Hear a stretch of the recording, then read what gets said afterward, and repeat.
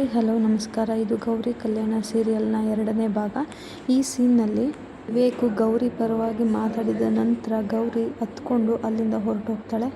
Next Vivek Sarita ಹತ್ರ ಹೋಗಿ ತಪ್ಪು ನಂದಮ್ಮ, ಅವಳ್ದಲ್ಲ, ಅರ್ಥ ಮಾಡ್ಕೊ ಅಂತ ಹೇಳ್ತಾನೆ. ಆಗ ಅಜ್ಜಿ, ಇನ್ನೇನು ಮಾಡೋಕ್ಕಾಗುತ್ತೆ ಸರಿತಾ, ನಿನ್ನ ಮಗನೇ ನಿನ್ನ ಬಾಯಿ ಮುಚ್ಚಿಸ್ಬಿಟ್ಟ, ವಿಷಯ ಏನು ಅಂತ ಗೊತ್ತಿಲ್ಲದೆ ದುಡುಕಿ ಮಾತಾಡಿ ಅವಳ ಮನಸ್ಸಿಗೆ ಗಾಯ ಮಾಡಿಬಿಟ್ಟೆ ಅಂತ ಹೇಳಿದ್ಮೇಲೆ ಎಲ್ಲರೂ ಕೂಡ ಅಲ್ಲಿಂದ ಹೊರಟೋಗ್ತಾರೆ. ಆದರೆ ಸರಿತಾ ಮಾತ್ರ ಹಾಗೆ ನಿಂತಿರ್ತಾಳೆ.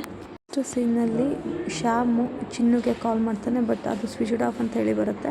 ಏನಿದು, ನಮ್ಮ ಮಚ್ಚಿ ನಂಬರ್ ಯಾಕೆ ಇನ್ನೂ ಸ್ವಿಚ್ ಆಫ್ ಬರ್ತಿದೆ? ನಾನು ರಾಘವೇಂದ್ರ ಸ್ವಾಮಿ ದೇವಸ್ಥಾನದಿಂದ ಬಂದಿರೋದನ್ನ ಹೇಳೋಣ ಅಂತಂದರೆ ಇವಳು ಇನ್ನೂ ನಿದ್ದೆ ಮಾಡ್ತಾ ಇದ್ದಾಳ. ಈ ಮಚ್ಚಿ ಬಾಯಿಂದ ಒಂದ್ಸತಿ ಬಯಸ್ಕೊಳ್ಳಿಲ್ಲ ಅಂದರೆ ಈ ಜೀವಕ್ಕೆ ನೆಮ್ಮದಿನೇ ಇಲ್ಲ. ನಾವೀಗ ಫಿಟ್ನೆಸ್ ವಿಷಯದಲ್ಲಿ ಬಗ್ಗದೇ ಇಲ್ಲ ಅಂತ ಅವಳಿಗೆ ನಾನು ಪ್ರೂವ್ ಮಾಡಲೇಬೇಕು. ನಾನು ಇವಾಗ ಜಾಗಿಂಗ್ ಮಾಡಿಕೊಂಡು ನೇರವಾಗಿ ಅವಳ ಮನೆಗೆ ಹೋಗ್ತೀನಿ, ಸರ್ಪ್ರೈಸ್ ಕೊಡ್ತೀನಿ ಅಂತ ಹೇಳ್ಬಿಟ್ಟು ಚಿನ್ನು ಮನೆ ಹತ್ರ ಬರ್ತಾನೆ.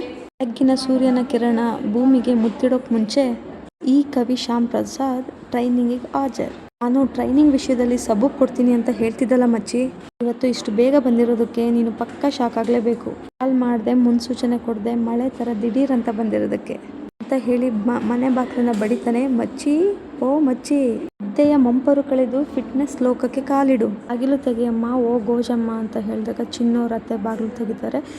ನಮಸ್ಕಾರ ಅಮ್ಮ. ಚಿನ್ನು ಇನ್ನೂ ಎದ್ದಿಲ್ವಾ ಅಂತ ಕೇಳಿದಾಗ, ಓ ಏನಾದರೂ ಚಿನ್ನು ಲಾಕಪ್ಪಲ್ಲಿರೋದು ಗೊತ್ತಾದರೆ ಅಷ್ಟೇ ಕತೆ, ಮನೆಯಲ್ಲಿ ದೊಡ್ಡ ಗಲಾಟೆನೇ ಆಗೋಗುತ್ತೆ, ಅವರ ಸಂಸಾರಕ್ಕೆ ಕೊಳ್ಳಿ ಇಟ್ಟಂಗಾಗುತ್ತೆ. ಇಲ್ಲ ಏನಾದರೂ ಸುಳ್ಳು ಹೇಳಿ ಇವನನ್ನ ಇಲ್ಲಿಂದ ಸಾಗಾಕ್ಬೇಕು. ಆಗ ಶ್ಯಾಮು, ಮುಂಜಾನೆ ಅನಿಗಿಂತ ಚುರುಕಾಗಿರೋ ನಮ್ಮ ಮಚ್ಚಿ ಎಲ್ಲಿದ್ದಾಳೆ ಅಂದರೆ ಚಿನ್ನು ಎಲ್ಲಿದ್ದಾಳೆ ಅಂತ ಕೇಳ್ತಾನೆ.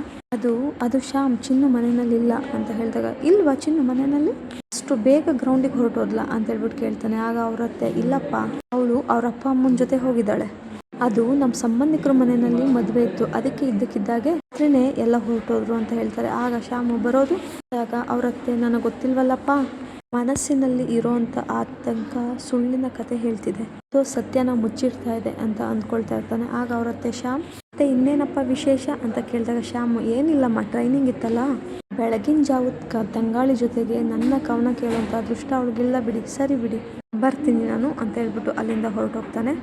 ಮನೆ ಕಡೆಯಿಂದ ಬರ್ತಾ ಚಿನ್ನು ಅತ್ತೆ ಸುಳ್ಳು ಹೇಳ್ತಿದ್ದಾರಲ್ಲ, ಅವ್ರ ಮೊಬೈಲ್ ಬೇರೆ ಸ್ವಿಚ್ ಆಫ್ ಆಗಿದೆ, ಎತ್ಕೊಂಡು ಅಲ್ಲಿಂದ ಬರ್ತಾನೆ. ನೆಕ್ಸ್ಟ್ ಸೀನ್ನಲ್ಲಿ ಗೌರಿ ಕಿಚನ್ನಲ್ಲಿ ಅಳ್ತಾ ಇರ್ತಾಳೆ. ಅದನ್ನು ಆಶಾ ಗಮನಿಸ್ಬಿಟ್ಟು ಅವಳ ಹತ್ರ ಬಂದುಬಿಟ್ಟು, ಗೌರಿ ಅಂತ ಹೇಳಿದಾಗ, ಹಾಂ ಚಿಕ್ಕತ್ತೆ, ಏನಾದರೂ ಬೇಕಿತ್ತಾ, ಕಾಫಿ ಮಾಡಿಕೊಡ್ಲಾ ಅಂತ ಕೇಳಿದಾಗ ಆಶಾ, ಸಾಕು ಬಿಡಮ್ಮ ನಿನ್ನ ನಾಟಕ, ಹೊರಗಡೆ ನಗ್ತಾ ಒಳಗಡೆ ನಿನಗಾಗಿರೋಂಥ ನೋವುಗಳನ್ನ ಮುಚ್ಚಿಡ್ತಿದೆಯಾ ಅಂತ ಚೆನ್ನಾಗೇ ಗೊತ್ತು. ಅಕ್ಕ ಏನೋ ಆವೇಶಕ್ಕೆ ಒಂದೆರಡು ಮಾತಾಡಿದ್ರು, ಅದರಿಂದ ನಿನಗೆ ನೋವಾಗಿದೆ ಅಂತ ನಿನ್ನ ಕಣ್ಣೀರೇ ಹೇಳ್ತಿದೆ, ನೀನು ಕಣ್ಣೀರನ್ನ ಒರೆಸ್ಕೊಳ್ತಾ ಇದ್ದಿದ್ದು ನಾನು ನೋಡಿದೆ ಗೌರಿ ಅಂತ ಹೇಳಿದಾಗ ಗೌರಿ, ಚಿಕ್ಕತ್ತೆ, ನೀವು ಟಿ ವಿನಲ್ಲಿ ಸೀರಿಯಲ್ಗಳು, ಎಮೋಷನಲ್ ಫಿಲ್ಮ್ಗಳನ್ನ ಜಾಸ್ತಿನೇ ನೋಡ್ತೀರಾ, ನಾನು ಅಳ್ತಾ ಇರೋದು ಅತ್ತೆ ಮಾತಿಗಲ್ಲ ಅತ್ತೆ, ನಾನು ಅಳ್ತಾ ಇರೋದು ಬಂದು ಈ ಈರುಳ್ಳಿ ಘಾಟಿಗೆ, ಒಳಗೊಂದು ಅಂತ ನಾಟಕ ಮಾಡ್ತಿಲ್ಲ ಚಿಕ್ಕತ್ತೆ ಅಂದಾಗ ಆಶಾ, ಆದರೂ ಗೌರಿ, ಅಕ್ಕ ಅಷ್ಟೊಂದು ಕೇವಲವಾಗಿ ಮಾತಾಡಿದ್ರಲ್ಲ, ನಿನಗೆ ಬೇಜಾರಾಗಿಲ್ವಾ ಅಂತ ಹೇಳಿದಾಗ ಗೌರಿ, ನನಗೆ ಬೇಸರ ಯಾಕಾಗಬೇಕು ಚಿಕ್ಕತ್ತೆ, ಪ್ರಪಂಚದಲ್ಲಿ ಯಾರಾದರೂ ನಮಗೆ ಬೈದರೆ ಅವರ ಮಾತುಗಳಿಗಿಂತ ಅವ್ರ ಮೇಲಿರೋಂಥ ಕಾಳಜಿ ಏನು ಅನ್ನೋದು ಅರ್ಥ ಆಗುತ್ತೆ, ಅತ್ತೆ ಬೈದಿರೋದ್ರಲ್ಲಿ ನನಗೆ ಯಾವ ದ್ವೇಷನೂ ಕಾಣಿಸ್ಲಿಲ್ಲ ಅಂತ ಹೇಳ್ತಾಳೆ. ಆಗ ಆಶಾ, ಹಾಗಾದರೆ ಮತ್ತೇನಿತ್ತು ಅಂತ ಹೇಳ್ಬಿಟ್ಟು ಆಶಾ ಕೇಳಿದಾಗ ಗೌರಿ,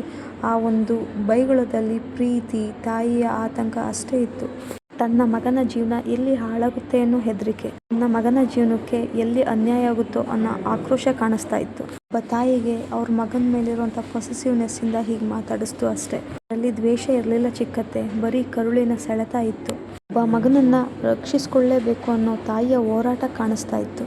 ತಾಯಿಯಾಗಿ ಅವ್ರು ಮಾತಾಡಿ ಸರಿ ಅಂದಮೇಲೆ ನಾನ್ಯಾಕೆ ಬೇಸರ ಮಾಡ್ಕೊಳ್ಳಿ ಚಿಕ್ಕತ್ತೆ, ತಾಯಿ ಪ್ರೀತಿ ಅಂದರೆ ಹಿಮಾಲಯ, ಆದರೆ ಹೆಂಡತಿ ಪ್ರೀತಿ ಅಂದರೆ ಅದ್ರ ಒಂದು ಹನಿಗೂ ಕೂಡ ಸಮ ಆಗ್ಲಿಕ್ಕಾಗಲ್ಲ ಹೇಳ್ತಾಳೆ. ಆಗ ಆಶಾ, ನಿಂದೆಂಥ ದೊಡ್ಡ ಮನಸ್ಸಮ್ಮ ಗೌರಿ, ಈಗಿನ ಕಾಲದಲ್ಲಿ ಅತ್ತೆ ಆದವರು ಒಂದು ಮಾತಾಡಿದ್ರೆ ಸೊಸೆ ಆದವರು 10 ಮಾತಾಡ್ತಾರೆ, ಅದರಲ್ಲಿ ನಿನ್ನಂಥ ಸೊಸೆ ನಮ್ಮನೆಗೆ ಸಿಕ್ಕಿರೋದು ಪುಣ್ಯನಮ್ಮ. ಇಲ್ಲಿಗೆ ಇವತ್ತಿನ ಸಂಚಿಕೆ ಮುಕ್ತಾಯ ಆಗುತ್ತೆ. ಈ ಒಂದು ವಿಡಿಯೋ ಇಷ್ಟ ಆಗಿದ್ದಲ್ಲಿ ನನ್ನ ಯೂಟ್ಯೂಬ್ ಚಾನಲ್ನ ಸಬ್ಸ್ಕ್ರೈಬ್ ಮಾಡೋದ್ರ ಮುಖಾಂತರ ಸಪೋರ್ಟ್ ಮಾಡಿ ಅಂತ ಕೇಳ್ಕೊತೀನಿ. Thank you.